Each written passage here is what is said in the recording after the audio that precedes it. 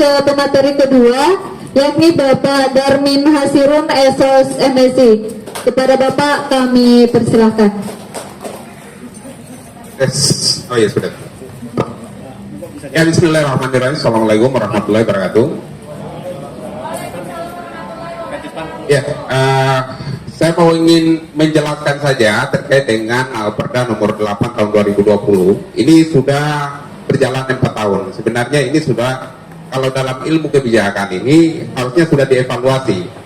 Bukan lagi pada tahapan sosialisasi, tetapi karena ini harus menjadi tugas dari para penyelenggara maupun para pembuat kebijakan, mereka harus melakukan sosialisasi.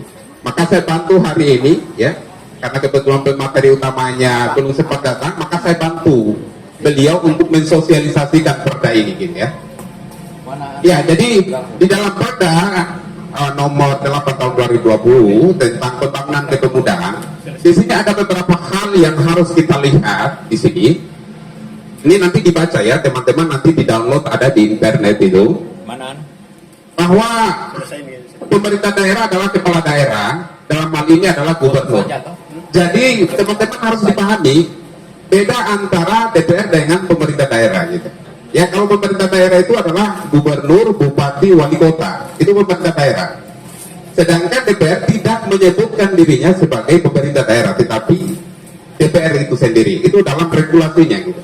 Makanya di dalam perda ini dia menyebutkan pemerintah daerah adalah kepala daerah, dalam hal ini adalah gubernur gitu. Selama ini kan kita mengenal pemerintah daerah itu ada legislatif, ada eksekutif, tetapi dalam perda ini menyebutkan pemerintah daerah itu adalah gubernur itu sendiri. Itu perbedaan dalam penafsirannya. Kemudian yang selanjutnya, Bapak Ibu, ya, ini ada kata di pasal 1 ayat 6 ini ada pendefinisian tentang pemuda itu sendiri. Jadi dibatasi dalam hal umur dan dalam hal pertumbuhan atau perkembangan yang dalam prosesnya itu ada 16 tahun sampai 30 tahun ya. Tadi sudah dijelaskan oleh Pak Purnama ya. Kemudian ada bedanya antara pemuda dan kepemudaan, sama dengan pemimpin dengan kepemimpinan gitu. Kalau pemuda itu adalah orangnya, sedangkan kepemudaan itu adalah karakternya gitu.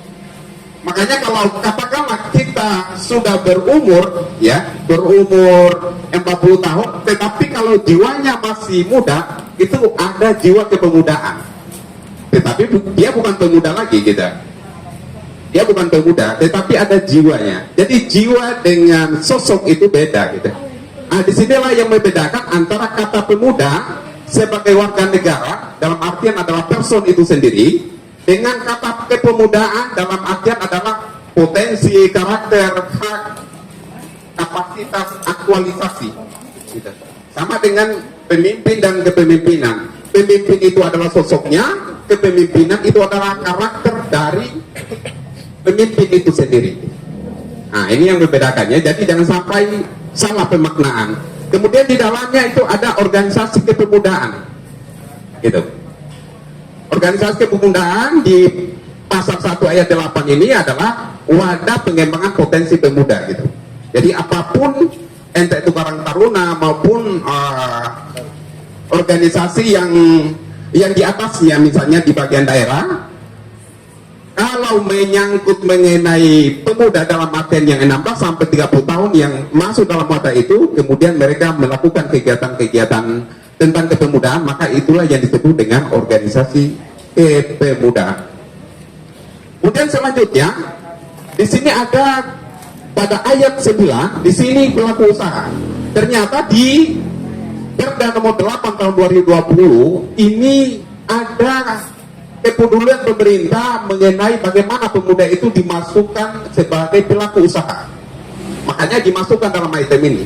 Tinggal bahwa dalam perda ini memang salah satunya itu adalah tidak menyebutkan berapa anggaran kepemudaan yang dialokasikan kepada pemuda. Artinya dari provinsi kepada pemuda atau dari pemerintah kabupaten kota kepada pemuda itu tidak menyebutkan berapa persen. Ini adalah salah satu yang menjadi pertanyaan besar gitu.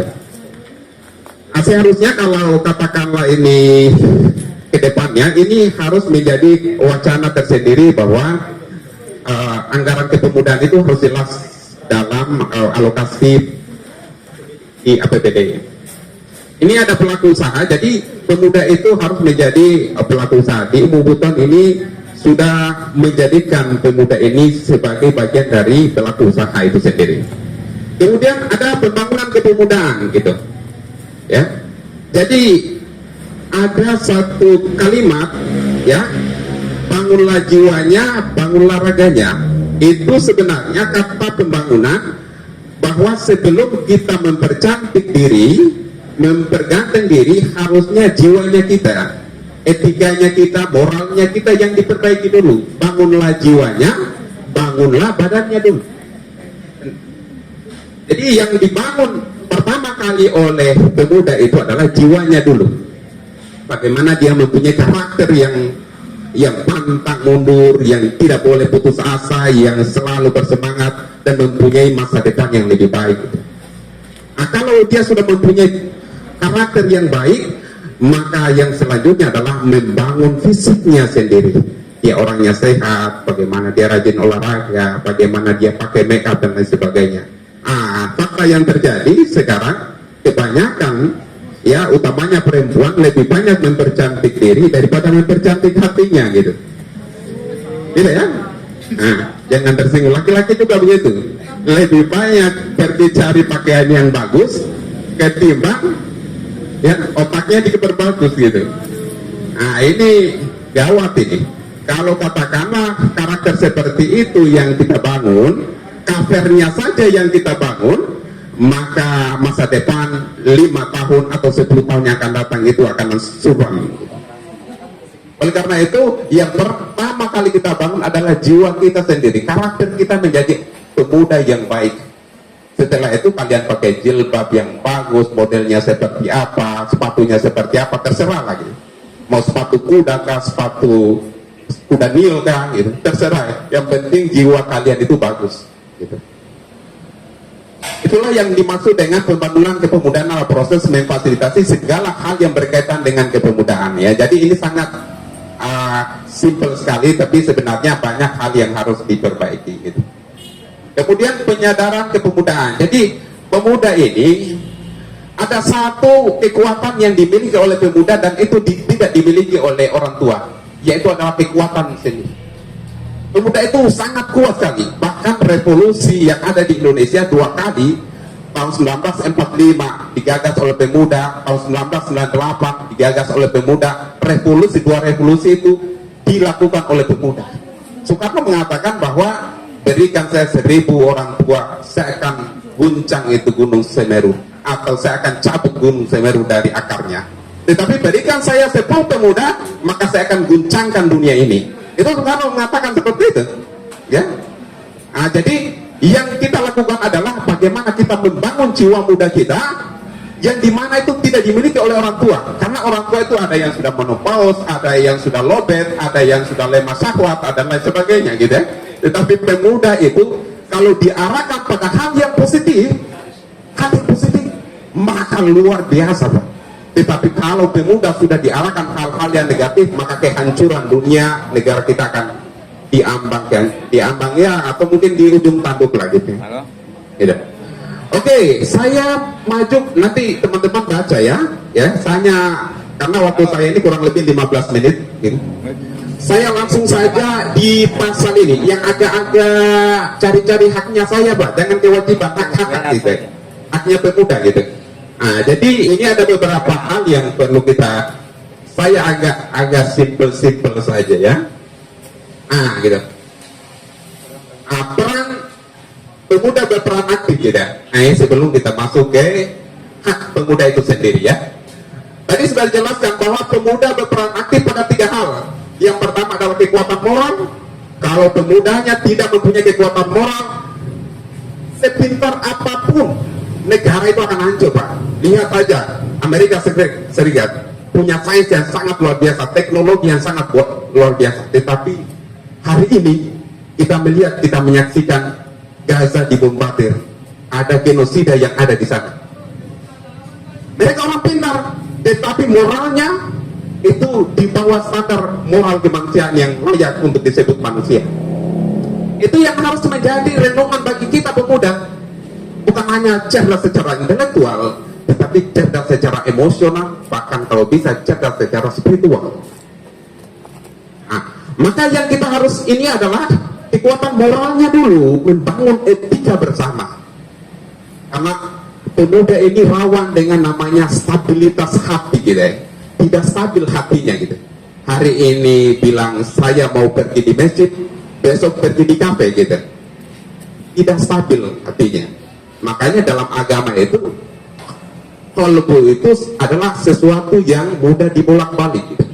Makanya dalam agama Rasul itu mengajarkan engkau berdoalah untuk menetapkan hatimu supaya hatimu itu tetap menjadi orang yang beriman dan bertakwa. Setiap hari berdoa begitu. Karena kalau kita tidak pernah berdoa seperti itu, maka kita tidak akan menjadi manusia yang mempunyai moral yang baik. Selanjutnya adalah pemuda itu sebagai kontrol sosial gitu. Banyak saja pemuda ini yang ya cuek aja gitu ya, sudahlah gitu. Urusannya dia gitu. Urusannya ya yang penting kita pergi happy, joget ya dan lain sebagainya. Ini adalah perilaku yang individualisme, perilaku yang hanya mementingkan dirinya sendiri. Bahkan ada yang istilahnya namanya hedonis, orang yang terlalu senang dengan duniawi, orang yang terlalu menginginkan kesenangan duniawi sehingga dia tidak mengingat namanya kesenangan di akhirat. Ya dunia ini sementara, palingan 60 tahun, Rasul 63 tahun kalau tidak salah. Ya kalau lebih dari 63 tahun Rasul bilang bonus. Ada yang tidak sampai di situ. Ya baru ngopi hari ini sebentar mati. Semoga bukan kita gitu. Tetapi ini menyadarkan kepada kita bahwa kita sebagai orang yang mempunyai kemampuan untuk mengontrol kejahatan itu. Maka yang kita lakukan adalah tiga ya. Ini karena sudah dibisiki. Ada tiga ya para pemuda. Apabila engkau melihat kejahatan maka lakukan tiga hal ini. Ya, lakukan cegah dengan kekuasaanmu apabila engkau mempunyai kekuasaan. Tetapi kalau engkau tidak mempunyai kekuasaan, lakukan dengan lisanmu. Lisan, cegah dengan lisanmu, nasihati dia. Tetapi kalau engkau tidak bisa dengan kekuatan dan lisan, maka berdoalah. Itulah selema-lemanya iman. Jadi pemuda harus melakukan seperti itu. Mungkin suatu hari kalian akan menjadi pemangku kebijakan yang mempunyai kekuasaan. Lakukan, pegang kebijakan itu untuk mengontrol keadaan yang ada agar kita menjadi lebih baik lagi. Itu saja, terima kasih. Assalamualaikum warahmatullahi wabarakatuh. Ya, waalaikumsalam warahmatullahi wabarakatuh.